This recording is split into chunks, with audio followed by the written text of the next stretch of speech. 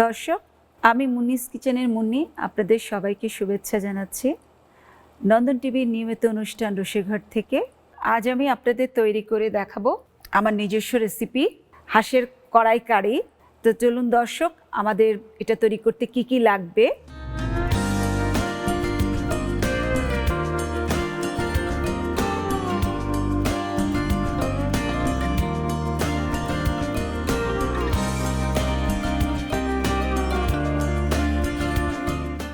এখানে আছে 1.5 কেজি পরিমাণ হাঁসের মাংস, 1/3 কাপ পেঁয়াজ কুচি, 1/3 কাপ নারকেল কোড়ানো, 3 টেবিল চামচ লেবুর রস,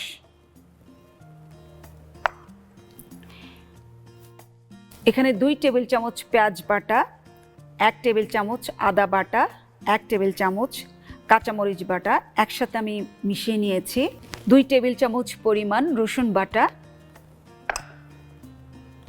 1/3 কাপ দধি, তার সাথে আমি একটু ময়দা মিক্সড করে নিয়েছি, কারণ অনেক সময় আমরা তরকারির মধ্যে যখন দধিটা ছাড়ি এটা ছানা ছানা হয়ে যায়। আপনি যদি ময়দা মিক্সড করে রাখেন তাহলে হচ্ছে দধিটা আর ফাটার সম্ভাবনা নেই। আরও লাগছে আমাদের এখানে 3 টুকরা দারচিনি, 5টা লং, 5টা এলাচি, আস্ত জিরা, 4-5টা গোলমরিচের গুঁড়া। আরও লাগবে আমাদের 2 টেবিল চামচ পরিমাণ টালা জিরার গুঁড়া, সাথে আছে এখানে শুকনা মরিচের গুঁড়া আর হলুদের গুঁড়া আমি একসাথে পেস্ট করে নিয়েছি। ঝালটা এবং হলুদটা আপনারা আপনাদের স্বাদ অনুযায়ী দিবেন। আর লাগছে আমাদের তেলটা শুধু লাগবে হচ্ছে 3 টেবিল চামচ।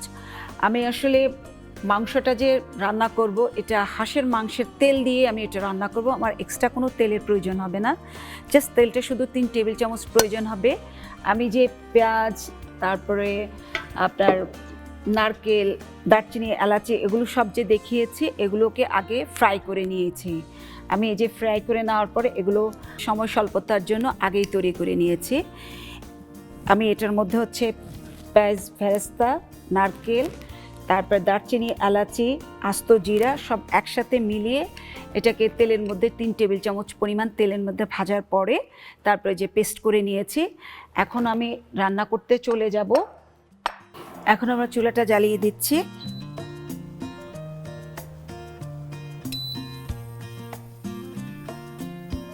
আমি মাংসটা ঢেলে দিচ্ছি।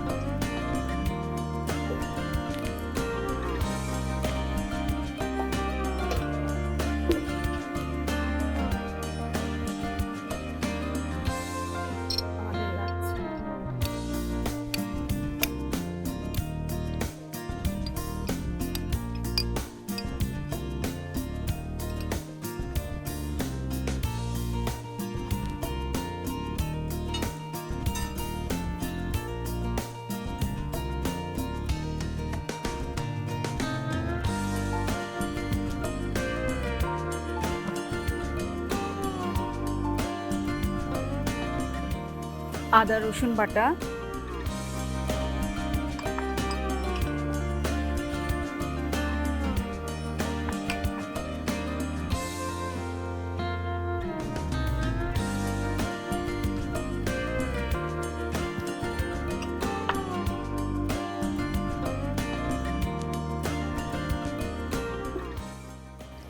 ভালো মতো মাংসটাকে মেখে দিতে হবে। আমি মাংসতে এক্সট্রা কোনো তেল ব্যবহার করিনি।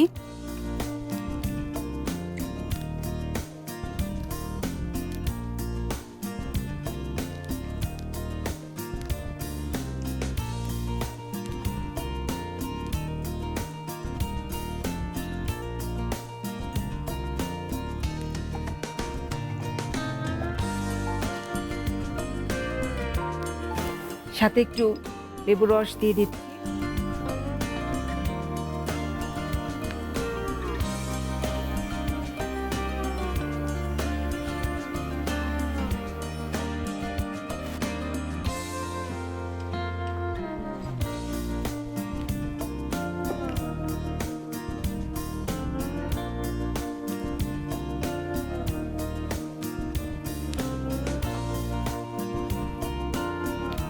আমি মাংসটা আগে একটু লবণ দিয়ে রেখেছিলাম, এখন আরেকটু লবণ দিয়ে দিচ্ছি। আপনারা আপনাদের স্বাদ অনুযায়ী দিবেন।